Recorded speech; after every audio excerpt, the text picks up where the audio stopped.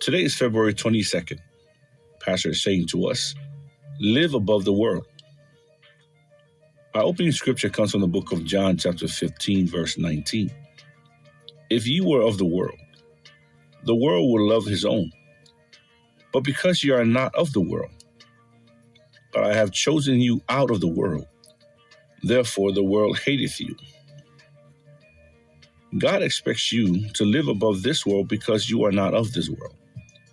No wonder the Spirit, through the Apostle Paul, cautioned in Colossians chapter 2, verse 20, wherefore if ye be dead with Christ from the rudiments of the world, why, as though living in the world, are ye subject to ordinances?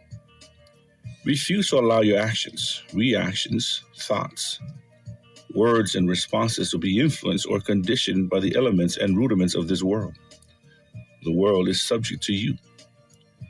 Now that you are born again, you live in two worlds, the physical world and the spiritual world. Be more conscious of the spiritual realm into which you were born of God and function therein. Live the life of heaven on earth because you are a citizen of heaven.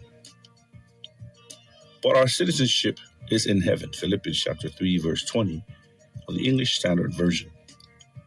Your outlook on life and your contemplations should be guided by the word. That way, no matter what happens, you'll always win. Recall the words of Jesus in John chapter 16, verse 33. These things I have spoken unto you, that in me might have peace.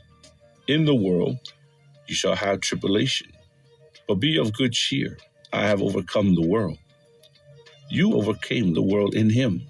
Therefore, dominate this world with the principles of God's kingdom and with your faith. For whatsoever is born of God overcometh the world. And this is the victory that overcometh the world, even our faith. 1 John chapter 5, verse 4. Please say this confession with me. I'm born of God. Therefore, I've overcome the world. I live in the victory and dominion of Christ over this world.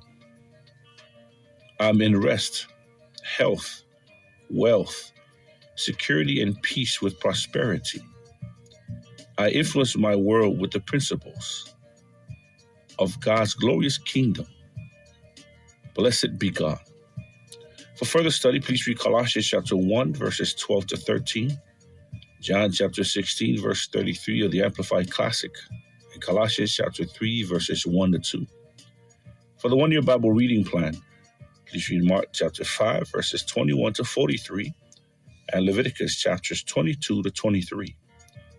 For the two-year Bible reading plan, please read Matthew chapter 16, verses 21 to 28, and Exodus chapter 3.